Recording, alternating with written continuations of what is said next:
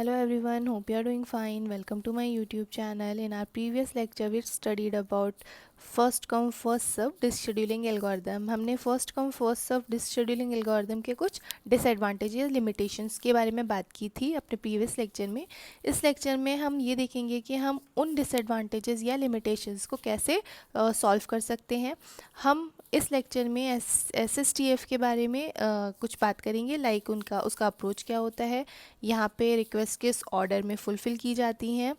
Then हम इसके disadvantages और एडवांटेजेस देखेंगे.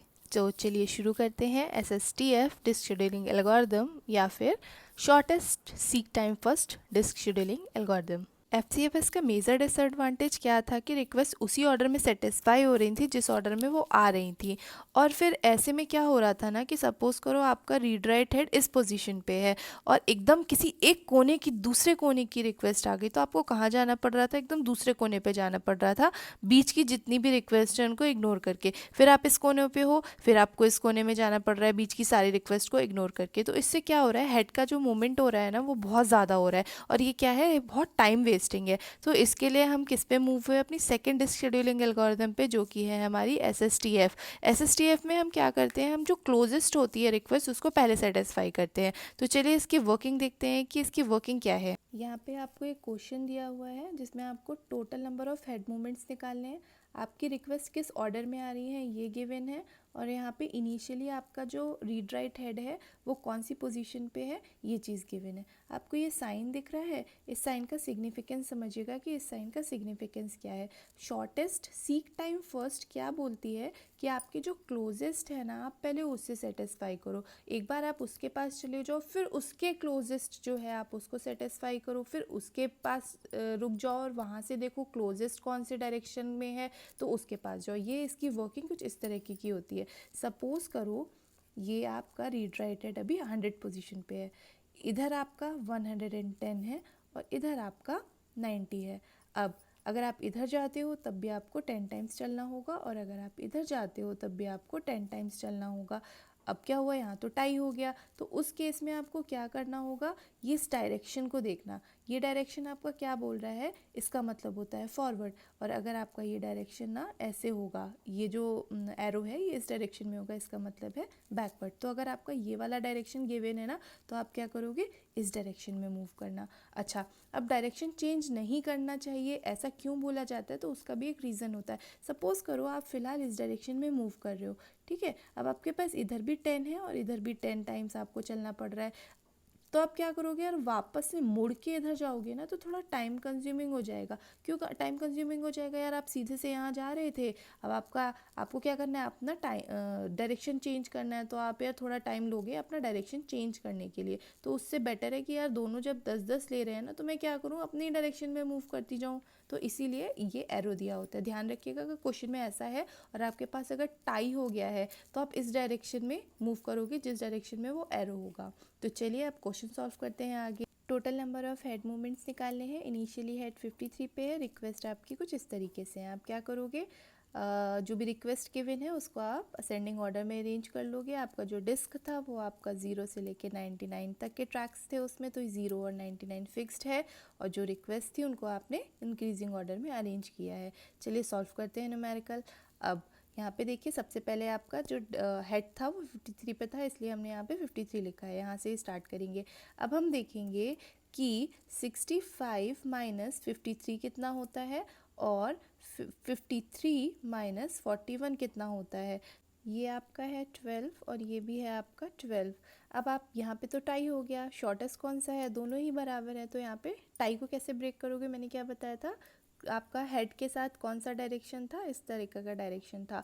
तो आपको कहाँ मूव करना पड़ेगा, हेड के डायरेक्शन में. हेड का डायरेक्शन फॉरवर्ड था तो हम कहाँ मूव हुए, फॉरवर्ड डायरेक्शन में. तो इसलिए हम यहाँ पे 65 को फुलफिल करवाया. अब आप 65 पे आ गए हो. अब आप क्या करोगे, यहाँ पर जब आप होगे तो आपके पास दो डायरेक्शन होंगे जाने के लिए. एक डायरेक्शन आपका ये है और एक डायरेक्शन आपका ये है. इनमें से हम कौन सा डायरेक्शन चूज़ करेंगे जो कि 65 के पास होगा. तो पास में कौन सा है ये कैसे निकालेंगे, तो 67 माइनस 65 और 67 माइनस 41. तो इनमें से देखना पास कौन सा है, तो इनमें से पास कौन सा है 65 के, 67 67 है, तो आपका हेड मूवमेंट कहाँ पे हो जाएगा, 67 की तरफ हो जाएगा। और यहाँ पे टोटल हेड काउंट है ना, तो ये आप साथ के साथ करते जाना जैसे हम FCFS में कर रहे थे। तो एक बार जब आपका ये हो जाएगा तब आप कहाँ पे आ जाओगे, 67 पे। अगेन आपके पास दो डायरेक्शन है, या फिर आपके पास चॉइस है आप 98 पे जा सकते हो, या फिर आपके पास चॉइस है आप 41 पे जा सकते हो। आप किस पे जाओगे, तो ये चीज़ आप कैसे निकालोगे, जो शॉर्टेस्ट होगा। हम अभी कौन से एल्गोरिथम में सॉल्व कर रहे हैं, शॉर्टेस्ट सीक टाइम फर्स्ट। तो इनमें से आप कैसे निकालोगे, आप 98 माइनस 67 करके देखना। सिमिलरली आप क्या करोगे, 67 माइनस 41 करके देखना। इनमें से आपके पास शॉर्टेस्ट कौन सा है, तो जो भी शॉर्टेस्ट होगा हमें उस डायरेक्शन में मूव करना होगा। तो हमारे पास शॉर्टेस्ट कौन सा निकला था, 41। तो हमने किस डायरेक्शन में मूव किया, इस डायरेक्शन में मूव किया। जब आप 41 पे आ गए तब आप क्या करोगे, इस डायरेक्शन में आपके पास दो चॉइसेस होंगी, या आप 60 या फिर आप 98 के पास जाओ, या फिर आप 14 के पास जाओ। अगेन आप दोनों को माइनस करना। कैसे माइनस करोगे, 98 माइनस 41, और दूसरा है आपका 41 माइनस 14। इनमें से जो शॉर्टेस्ट होगा आप उसके पास चले जाना। तो आपका शॉर्टेस्ट क्या निकला, 14 निकला, तो आप 14 के पास जाओगे। तो इस तरीके से इसको सॉल्व करना है, और साथ के साथ ना ये हेड मोमेंट्स कैलकुलेट करते जाना जैसे हम FCFS में कर रहे थे। अगर आपने FCFS नहीं देखी है तो आप एक बार ज़रूर उसको देख लीजिएगा, वहाँ से आपको ये चीज़ समझ में आ जाएगी। अब 14 से आप कहाँ आ गए, 98 पे आ गए। अब इधर की तो सारी फुलफिल हो गई हैं, तो चेक करने की ज़रूरत ही नहीं है। आप कहाँ जाओगे, 98 से 122 जाओगे, देन 122 से 124 जाओगे, देन आपकी जो लास्ट बची है वो कौन सी बची है, 183। तो उसके बाद 183 पे चले जाओगे। फिर जब इन सबको सॉल्व कर लेना उसके बाद आप क्या करोगे, टोटल हेड काउंट निकाल लेना। तो आपके टोटल हेड मूवमेंट आएंगे 236। और ये हेड मूवमेंट देख रहे हो आप कितने ज़्यादा कम है आपके कंपैरिजन अगर करो FCFS में। FCFS में ये शायद कुछ 600 समथिंग निकल के आए थे, 630 या ऐसा कुछ। तो टोटल आपका यहाँ पे हेड मूवमेंट कितना हो रहा है, केवल 236 हो रहा है। तो यही आपका बेनिफिट है। अब चलिए कुछ एडवांटेजेस देख लेते हैं। इसका पहला एडवांटेज है कि it is easy to understand and implement. भाई ईजी सा है कि जो क्लोजेस्ट है आप उसको फुलफिल करवा दो तो समझना भी आसान है, इम्प्लीमेंट करना भी आसान है। फिर दूसरा एडवांटेज इसका ये है कि इसमें सीक मूवमेंट्स बहुत इफिशिएंट होते हैं, कि जो क्लोजेस्ट है आप उसके पास जा रहे हो, उसको सॉल्व करवा रहे हो। थर्ड एडवांटेज है कि यहाँ पे जो वेटिंग टाइम होता है वो बहुत कम होता है, और इसके कारण जो वेटिंग टाइम कम होता है इसके कारण क्या होता है, आपका जो थ्रूपुट होता है वो बहुत अच्छा होता है।